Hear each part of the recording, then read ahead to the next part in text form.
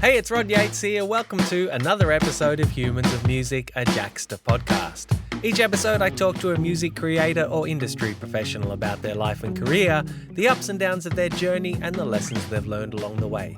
And my special guest today is drummer with the Go-Go's, Gina Schock.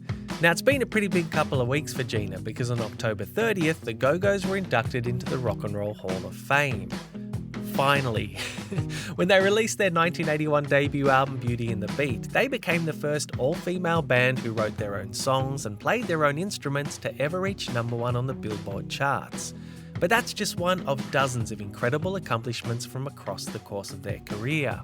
You can see a lot of those moments laid out in Gina's new book, Made in Hollywood, All Access with the Go-Go's, which is a coffee table book with many incredible photos from throughout the band's history, all taken by Gina and accompanied by her written account of their career. Some of those photos are next level incredible, whether the group are hanging out with the Rolling Stones or stuck in the back of their 12-seater van, schlepping their way across America before breaking big. More than just a story of the Go-Go's though, the book also charts Gina's life, from her upbringing in Baltimore to moving to the West Coast determined to be a rock star, from undergoing life-threatening heart surgery in her late 20s and right up to current day, with the Go-Go's still going strong more than 40 years after forming in LA. We talk about all that in this interview, so let's dive on in. Did you get the book? Did they send it to you or just a PDF? Just the PDF. Fuck. Yeah, to hold the book in your hand is like, oh, Jesus. What a wonderful thing. Such great photos. Just quickly before we get into the book, just to quickly ask you about the Rock Hall induction. What does it mean to you? I'm pretty excited about it. I had given up on it. I think everybody in the band had given up on it after a while because we're just like every year we'd think, oh, next year. And then we were like, oh, to hell with this. I don't care if we get ever nominated ever now. And then to get nominated and inducted where everybody's sort of over the moon. We're all very, very happy and excited to be a part of this. The logistics are a pain in the ass, but we're working it all out and we will be there with bells on October 30th when we get inducted with the other folks. That's awesome. That are getting inducted there. Yeah. Well, talking about those other folks, Foo Fighters being one of those bands, and of course Pat Smear Pat Smear is in Foo Fighters, and I know that Belinda Carlisle drummed briefly with the Germs, which was Pat Smear's band back then. And Pat played guitar in the band, yeah. It's, I was talking about this the other day, but it's really quite a small community of us that, it seems like it's cyclical. Everybody sort of comes around every 20 years. You run into somebody that you were in a band with or that I keep running across people that I haven't seen in years. And it's like, this is a wonderful little community that we're all a part of. And how lucky are we that we're still around to participate in this. And, we all have good jobs. It's great. Absolutely. Well, it's a big week for you because not only do you have the Rock Hall induction, but you've also got your book, Made in Hollywood, All Access with the Go-Go's coming out.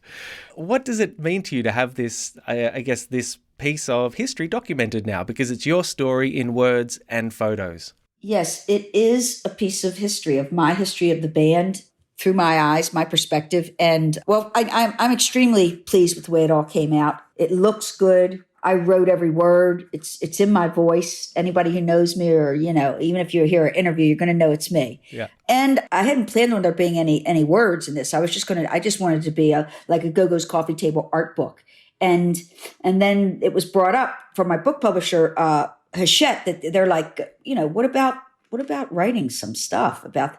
And at first I thought I can't do, I'm not a writer. I don't write books. I don't know how to do that. But then when I started looking at the photos and putting them all together, it was like, yes, there's a story behind every one of these photos. And I can tell it. I was there. I know everything that was going on. Yeah. I know what the girls were thinking. I know what we were doing at that particular moment, and at that particular time in our history.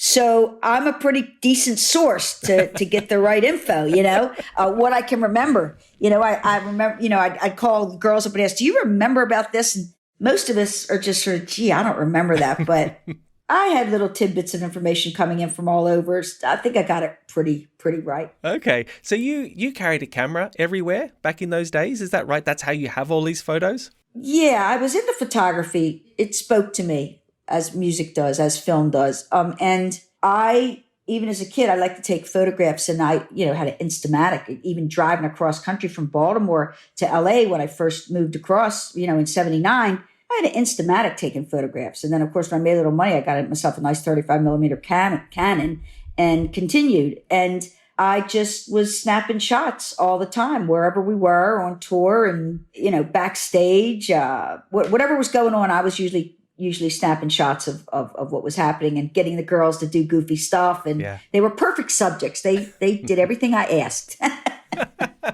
Yeah, it was a lot of fun. Did you have a sense that this was valuable? This was worth documenting at the time? No. I was just a kid having fun with my friends. Right. It's just a girl gang. We're a bunch of girls having fun with our friends, and I was just taking photographs because I love that medium. I was, that's what I wanted to do. So I did it. And they turned out to be, all these years later, something that I am so happy that I did and so happy that I saved, even though they were, like I said this 20 times, they were, in closets and under the bed and all over the place. But I got them together, and I actually had to have someone help me get this together because the thought of trying to put this all in one place in a book was just too overwhelming. I had to get somebody to help me, and I found the right person finally after a couple decades of like meeting different folks and thinking if we'd be a good match or not, to tell the story just visually. And then we actually got to write some words. I'm just I'm exceptionally happy with the way everything's turned out. Great. And it took a while to put it all together. Well, I mean, that act of pulling all these photos together, you look through the book and there are some really intimate photos of backstage and I guess all of the girls in downtime. And then there are also these photos of you with giant stars of the day who you either met or played with, such as David Bowie and Kiss and Bette Midler and Charlie Watts. And, there's that's like half of what I have. I have so much more. But we just tried to sort through and pick out what would work best for a first book. And it was very difficult for me to be objective about things. I had to have someone else sort of help me figure out what photos to pick. And not unless I was adamantly against a shot, I would say yes on everything, but, it was quite a process, and it took a year and a half to do this whole thing from top to bottom. How emotional was it though, seeing these photos, presumably some of which you hadn't seen for quite a while? It felt very good. Warm, fuzzy, happy feeling. Really? Wow. Yeah. It was all, because 99% of all of our history together is good. Yeah. I mean, the good times far outweigh any kind of crap that we were having with each other, any kind of, fights in-house fighting that we had. It's, when you're in a band together for all these years, there's going to be issues that pop up like there is in any family. I call us a family because that's what we are. And fortunately, we've gotten better at communicating, and so we're okay. We're pretty good with sorting things out. Yeah. If we have any problems that arise. At the time, it was difficult, but we somehow just stuck together. I don't know. The Go-Go's are bigger than any one of us, and bigger than I don't know what.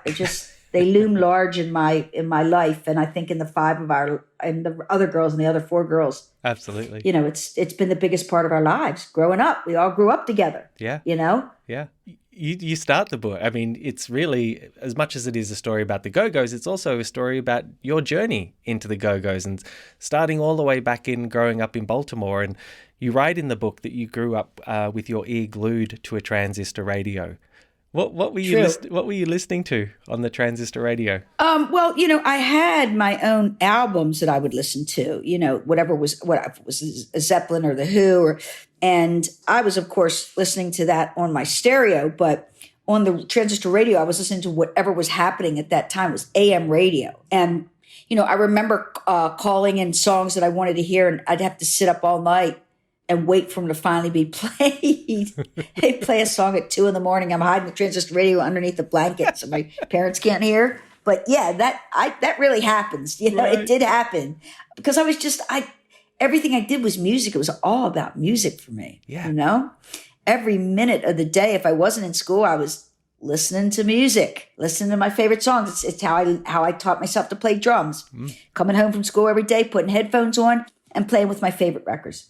That's how I taught myself to play drums. But is there anyone feeding this love of music for you? I mean, I think your parents were big music fans. Do you think that's where it started for you? Yeah, well, we always had music growing up in the house. My parents loved Count Basie. They were into many different genres of music, but I think they loved the big band kind of jazz stuff that was always being played, and they were always dancing. They loved to dance.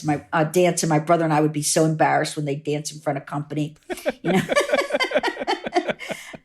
And they loved singing. And my dad, like even in his truck, when he had a brush, drum brush. Oh, really? That he used to play on the dashboard along with songs, you know, on the radio. I mean, yeah, there was a lot of music in that house, and so I had a love of music from as early as I can remember. Yeah, and every Sunday was the Ed Sullivan Show, and we would watch that faithfully growing up. And I was like, oh my God, I can't wait for who's the musical guest going to be this week. Yeah.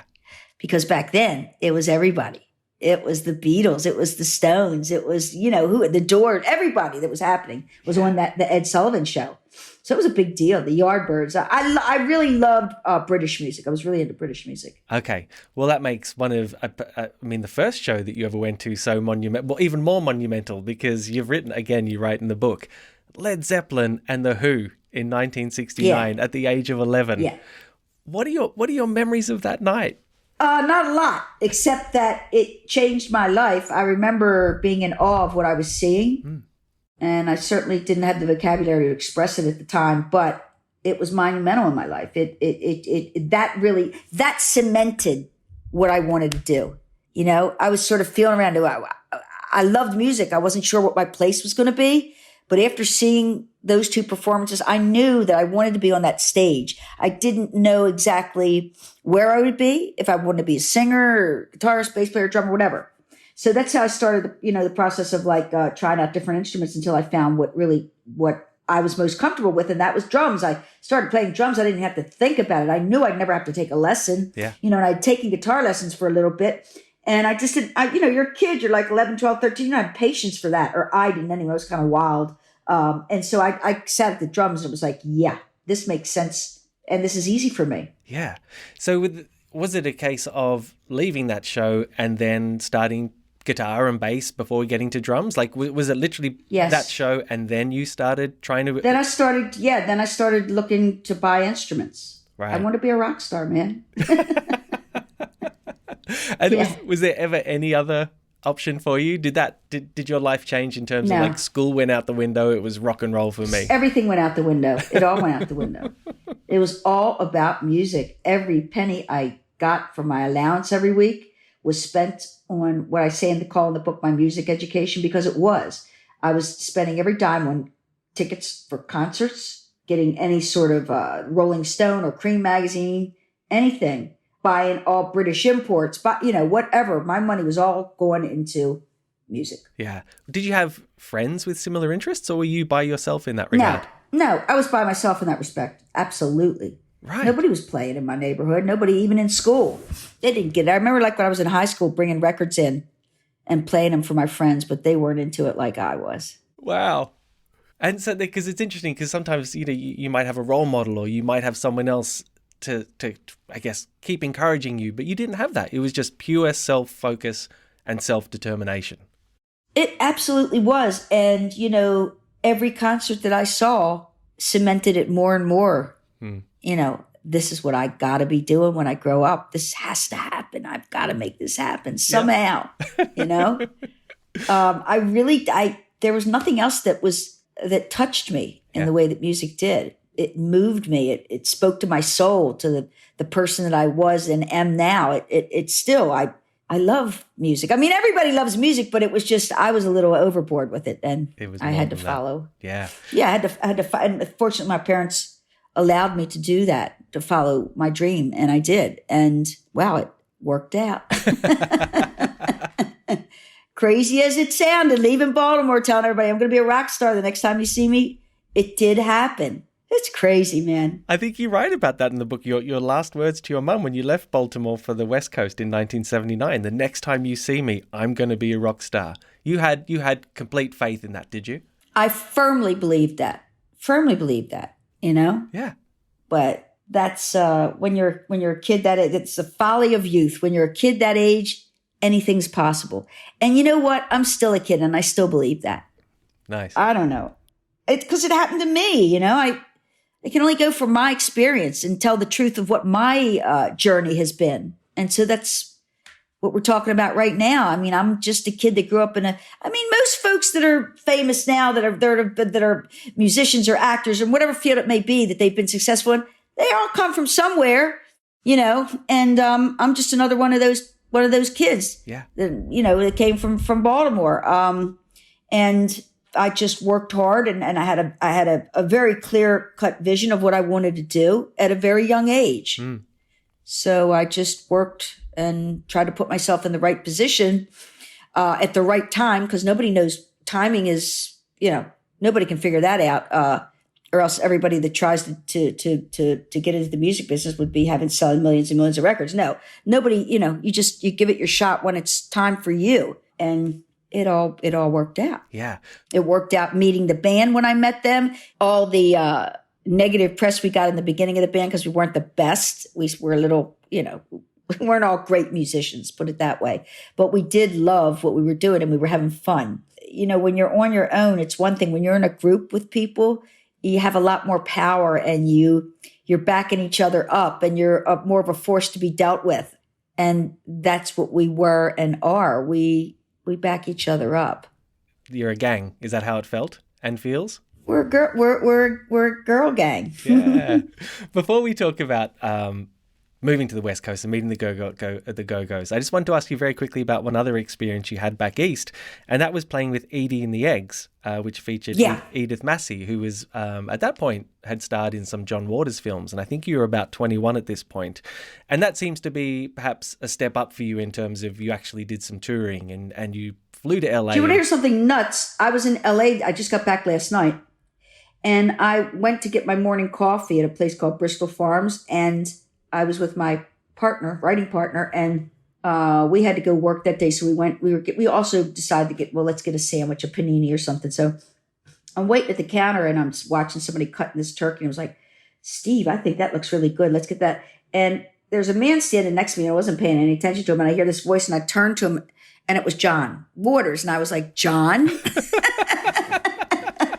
What the hell are you doing here? I mean, of all places, how random and crazy is that? They're running to John at a deli counter at Bristol Farms in LA on that day and that minute. It was nuts. That's great. Another crazy thing. But, you know, I can thank John and Edie for, you know, getting me to the West Coast and yet another step in becoming the musician that I became, and you know, where I am now. Yeah. Was Edie being in that band and getting a chance to go to New York and play at Max's Kansas City and CBGB's, coming to LA, playing 3 nights to Newark, going to San Francisco and playing at the Warfield Theater. You know, I was about 19 at that time. Okay. And when I came back from that trip, I knew I was going to move then. I really did. I just started saving money because I knew that as soon as I had enough money, or as much as I thought I would need to live on for a couple months, I was out of Baltimore. Yeah. You know. Well, when you arrive in the West Coast, you write in the book that you went to the record stores and instrument stores along Sunset and put up flyers, I guess, or advertisements, you know, drummer wants to join the band. Index cards or whatever, I did. And that, you know, I'm a drummer, my influences. And I got in bands right away. I was in 2 bands when I met the girls in the Go-Go's, you know, who had been together for like 6 months before I met them. So I was already in bands, but, you know, I knew that wasn't where I wanted to settle. I felt like it was part of, you know, it was like a stepping stone, and, you know, as I use this word, the next level of where I wanted to go, where I wanted to end up. I was still looking. I was still searching. I knew that wasn't where I wanted to land. You know, and then meeting a couple of the girls at a party, they were, you know, looking for a drummer, and I said, yeah, I'm looking to join a band, and invited them over. We played a couple songs, and that was it. Deal was done. It was a perfect fit. Yeah.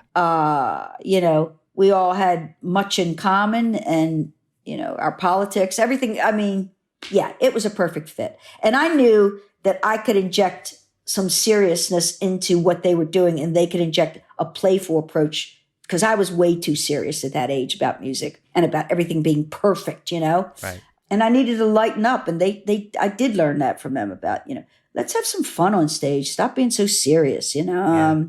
I needed that. Yeah. And they needed to tighten up. Right.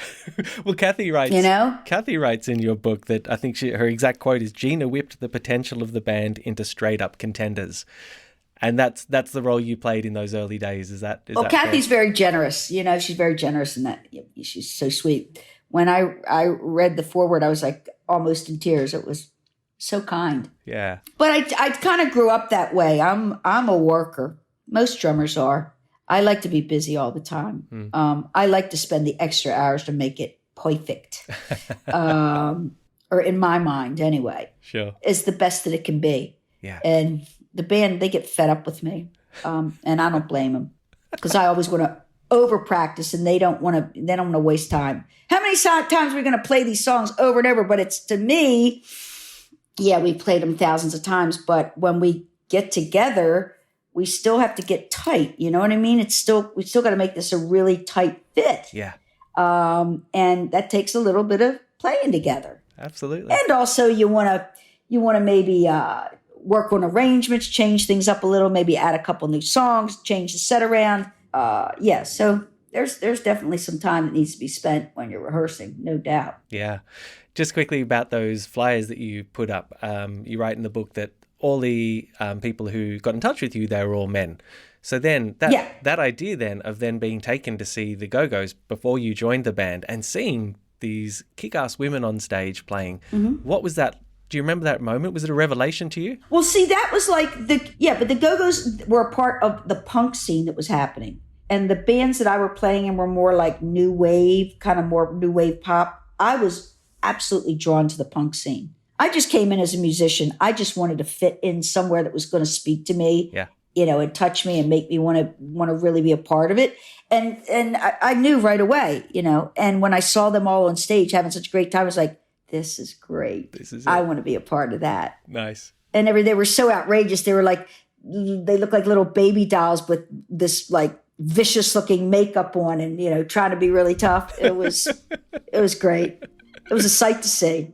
I couldn't wait to cut my hair. I couldn't wait to get my hair cut real short and dye it black. After the break, Gina talks about the rise of the Go-Go's, navigating the male-dominated music industry, and the heart issue that threatened her life.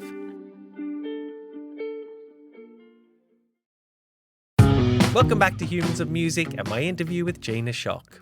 One of the early tours you did with the band was to the UK, supporting Madness.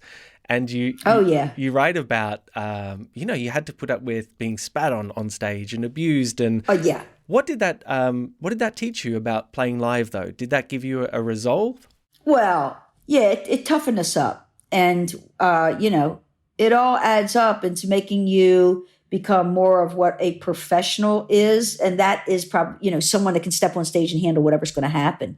And at first, we would walk off stage and cry and, have towels to wipe the spit off. And, I was in the back. I couldn't move. I'm stationary. So I was just sort of ducking bottles that were whizzing by my head. And they were a tough audience. They weren't there to see us. And so, we learned a lot from that. We came back from our tour with the Madness and the Specials. When we came back to the States, we were tight. Right. We had it together. We could handle just about anything. Coming back to, play in the States was going to be easy compared to what we just went through. Yeah, sure. Yeah. There wasn't going to be any kind of resistance like it was over in the UK. Right. Well, then you come back and Beauty and the Beat gets made and gets prepared to come out. And I think you talk about the possibility of a rock star becomes a probability. And it's an interesting point in your career because you are on the verge, but for the early tours for Beauty and the Beat, you're still touring in your 12-seater van. And you got it. There's a photo of you in the book, and you all look just exhausted and kind of bummed out, squashed into this van. What was life like in the Go-Go's 12-seater van in those days? It was, we destroyed that van, but we did have a lot of fun. We were writing on the ceiling, just wrecking that van.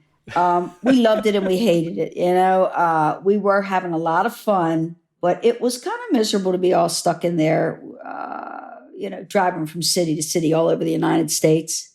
But, when you're 21, you can handle that stuff. Yeah. So it was the right time for that to be happening. And then when Miles Copeland offered us the position of being the opening act for the Police, of course, we jumped on that. Yeah. And then that changed the trajectory of that. The band changed dramatically at that point. Yeah. Because then we were playing in 20,000 seaters. And it wasn't long after we started touring with them that by the time we got on stage, it was almost full. It was 3/4 of the way full. People started coming to see us and the Police. It was a great double bill. Yeah. It's like going to see the Go-Go's and the B-52s. Everybody's there. Now, when we toured with them, we'd switch you as opening act.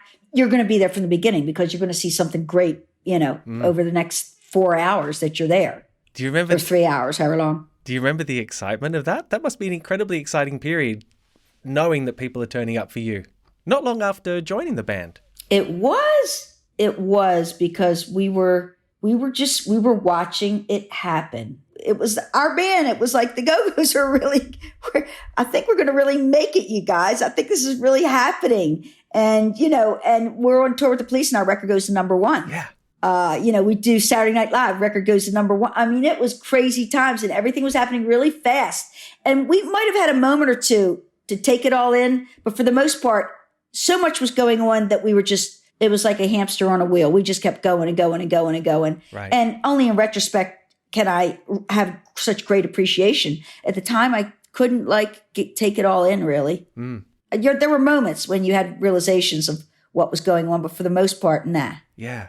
No. Well, it's quick, isn't it? Because you're doing all that. And a year after Beauty and the Beat, out comes Vacation. It's not a long period of time. No, back then it was, and we would listen to whatever, we didn't know any better. Whatever we were told, we'd do, and we made no time for ourselves. And that's not good. It's a recipe for disaster, which did happen a couple of years after that, but several years after that. But we didn't have much time to work on that record. We just got right back out there and started playing again. Yeah. And plus MTV was happening in such a big way. We were exploding all over. It was a pretty crazy time. I was going to ask you about MTV because that's such an incredible time culturally for music, but also in America. Was it a case of right time, right place for you for the band to be championed? Well, it didn't hurt. Let me tell you what. We went from DJs to VJs, and that was great. Yeah. We were right at the beginning of all that. So we started doing videos. At first, when we did our first video, we're like, what the hell are we wasting our time? What is this about? Do we care about this? No, we don't. But then we realized the power of video on MTV. It was tremendous, There's one photo in your book from around this time, and it's of you with Charlie Watts and Bill Wyman. And obviously with Charlie's unfortunate passing recently. Oh, Jesus Christ. The photo takes on a more poignant kind of note, I think. It sure does. What are your memories of meeting Charlie? Don't know that I could talk much when I spoke to him. I was in such awe of meeting him. I mean, I was in awe of just that we're playing with the Stones. Jesus Christ. Yeah. And then to actually meet him, my idol, one of my drum idols, Charlie Watts and John Bonham. Whoa. Anyway, he was, as you would expect, quite the gentleman. Very quiet guy, soft-spoken, a real gentleman. Yeah. And when he died a couple months ago, that knocked me out. I'm still sad about it. Mm. I mean, the Stones, it's not going to be the same. He's the rock. Mm. He's the man, he's the glue. Yeah. I don't know. No. It's upsetting. Yeah, absolutely. As this is all starting to happen, the Beauty and the Beat is starting to take off and goes to number one. And as you mentioned earlier, you have that feeling of, God, we might actually do this. And again, in the book, you write the record business primarily was run by men and the Go-Go's beat the odds.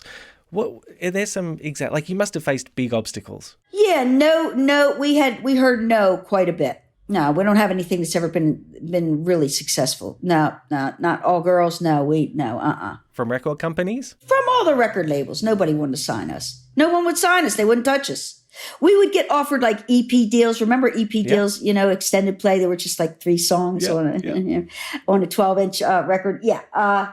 Nobody would sign us until finally along comes IRS Records. It's a little indie label, but it was distributed by A&M. And we didn't get paid much, but it was enough to go into a recording studio and make our first record. Yeah. And I guess was maybe, given that Stuart Copeland from the Police's brother ran that label, that was probably the stepping stone to getting that Police tour. Was that the case? Of course. course. Yeah. It's his brother. And then we were, our agent, our booking agent was Ian Copeland, the other brother. So it was the police, FBI, the booking agency, yeah, and then IRS records. Miles Copeland running the show. There's no roadmap for any of this when you're that age and success comes on. But you had dreams growing up of what success would be like. What took you by surprise when you actually got it? What took me by surprise? Perhaps that I was so busy doing it that I didn't have as much time to appreciate it. You know what I mean? Like when we all bought homes, I wasn't in my home much. I didn't get to really appreciate my home until the 90s. Wow. And, do some work in my home and buy the furniture that I really wanted. And I mean, you're just constantly busy. You're constantly on tour. You're traveling a lot. And I don't know. I just thought, when you make it, whatever that means, well, when you sell millions of records and you start to make some money, that allows you time to enjoy what you've accomplished. But you keep going. It doesn't stop until you say one day, you know what? This is it. I'm done. I'm taking a break. Or if the band breaks up like it did with us, something has to happen. Yeah. You have to just make a change because nobody's going to do it for you. They're going to keep you on the treadmill because they want to keep making money. Did you have anyone to confide in at that point, to either as a mentor or someone just to vent? Well, when we lost our original manager, Ginger Canzoneri, I think we were in trouble because she was in it for the right reasons. And everyone, that came after, I'm not saying that they weren't in it for the right reasons, but they were there more because they knew they could make a lot of money. It was all about it. It becomes a money machine, Yeah. Your favorite ATM, cha-ching, or just, put the dates in and out comes the cash. Yeah. Are you conscious of that at the time? Not so much. Right. Not so much. But when you have a little time to think about it, it all comes together. You make sense. And, when the thing is, and we'd sit down and have talks about this, the five of us, but that didn't happen a lot because we were so busy working together all the time. When we had a minute to stop, everybody went their separate ways to take a break. Yeah. And we were in each other's space constantly. So everybody wanted to get away a little bit. And, we needed to be communicating better. We weren't. Right. And we had lost our compass in Ginger Canzoneri. Right. And this leads to some of the issues around the talk show record when you're making that. You write in the book about feeling isolated and watching the band come apart. Is it just that it's just that combination of all those things you mentioned, plus I guess the rock and roll lifestyle? It is that. It's like the band's starting to get fat now, a lot of money, a lot of drugs, a lot of hanger-oners, and people are mixed up, not sure of who they want to be, where they want to go. When we needed to focus and get down to business, it was hard to get everyone's attention. I mean, we did. It's a miracle that we got that record done. I love that record. I know Jane says she doesn't like it because she was in a bad headspace at the time, but I like that record. Yeah. And Martin Rushent was wonderful to work with. Right. Who'd worked with Human League, I think. Is that? Oh, God. Yeah. Yeah. Yeah. On that Dare album. Yeah. That album's classic. Dare, I mean, that every song on that record is gold. Absolutely. And then you turn 27 and I guess your world is turned upside down when it's revealed that you have a hole in your heart and you have to have surgery to have that fixed. Yeah. What a monumental thing to have to deal with. You actually had to write your will. This was a life or death situation. That was so bizarre. Well, how do you think it changed you, that episode? It did made me stop and take a look. What's going on in my life? Who are my friends? Family is what counts, It was, I've said this many times, but I felt like I was stuck in a bad movie, that I couldn't get out of. Because that's something that happens to other people. It doesn't happen to you. So when it does, you're just sort of knocked off your feet. You can't really believe that you have to have heart surgery. It's a big deal. But that did bring us all back together for that moment in time, because we were really drifting apart. We were very splintered at that point in time, and it did bring everyone together because there's nothing more important than somebody's is going to have heart surgery. So drop the shit and let's get it together. Let's gather around and be the friends that we really are. And let's, show that you care about each other And we did. Everybody came together then. Yeah. And you had to work really hard to get back to in condition. Yeah. So I had the surgery, and I know that I was in a crazy amount of pain. But what's funny is, you know how your mind, your body will not allow you to go back to things that are so horrendous, that are so big and upsetting your life. Like you can't remember quite how bad the pain was or how it messed your head up. But, I just remember I was in a lot of pain. I mean, I know that they had to, saw my sternum in half. And so if you try to move any which way, it's going to hurt. You can't lift anything. You can't move your arms. You can't sit up. It was pretty crazy. And then I remember just trying to get up and just to get up to take my first shower. Oh, I was crying and my mother was holding me up. I thought my chest was going to split in half, and it was crazy, boy. Yeah, but I made it through, and I just wanted to get back and start playing the drums because we had a tour lined up.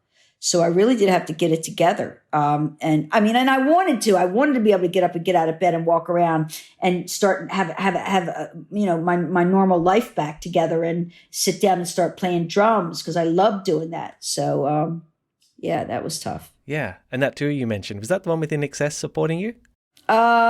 Yes, it was. Mm-hmm. As an Australian, I have to ask, what were they like back then? They were great. They were great guys, because they weren't huge back then when they were opening for us, but they did become huge, obviously.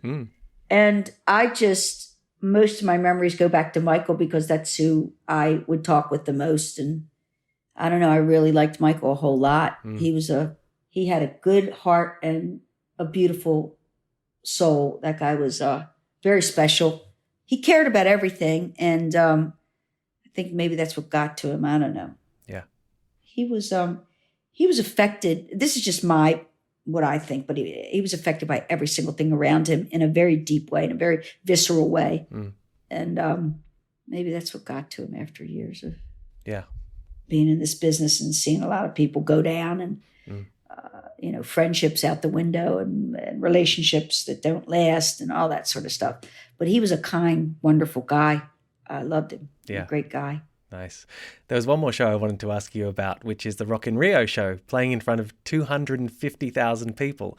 Again, not too long after having had this incredible surgery.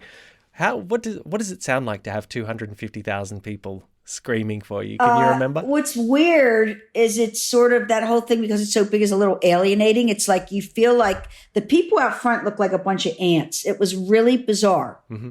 It was just so massive and big and when you'd hear sound come back, it was like a little bit of a delay. Right. Like, you finish the song and then you wait a minute before you, but it was, wow, that was another incredible Go-Go's moment. Playing on that stage, playing in Rio and spending a week there. It was a great time. Yeah. A lot of memorable moments. Absolutely. There are obviously incredible highs, but there was come May 1984 when you split up. Obviously, that's a low moment. You spend a couple of years you're pursuing House of Shock initially. Belinda's doing her solo career. Yeah. When we broke up, Belinda was already looking at a deal, and she brought Charlotte with her. And Kath, I was so pissed off. I couldn't even. I was more than that. I was heartbroken, to be honest. And so I tried to work with Kathy, and for whatever reasons, it didn't all work out. And so that's when I just thought, I'm going to try to put a band together. And I found Vance DeGeneres, and we hit it off, musically and personally. It was a good combination. Yeah. And we sat down and wrote a bunch of songs, and I went to Miles Copeland because I knew him, and I said, hey, do you want to manage us? And we played for him, and he loved us. We did one show at the Roxy and got a record deal. And it's like, whoa, that was pretty cool. Of course, it didn't last long, but it was a cool thing. It was another thing that made me realize, there's a lot you can achieve. You don't even quite believe it, but like I couldn't believe that I got a solo deal. Yeah. I'm the drummer in the band, but I had more to offer than I realized. And I just had to work at it, work these different areas of the brain to get more output in whatever I want to do. Yeah. And then, though, in 1990, when the band gets back together for a benefit concert, the Go-Go's get back together for a benefit concert. Yeah. Were there... Jane Fonda. We can thank Jane Fonda for that. Right. And that another crazy thing, Jane Fonda's the reason that we sort of really got back and started touring again in 1990. She's the reason. Her asking us to do a show, which we, of course, would do. Yeah. And we started hanging out, and we were on tour that year. Well, were there bridges that needed to be rebuilt, or was there enough water under the bridge that you could just keep going? I think we missed each other, and we were happy to be in each other's company. And there were still some unresolved issues happening, but I think we really missed each other. We missed being on stage together and playing those songs, and seeing the response that you get from an audience, a Go-Go's audience.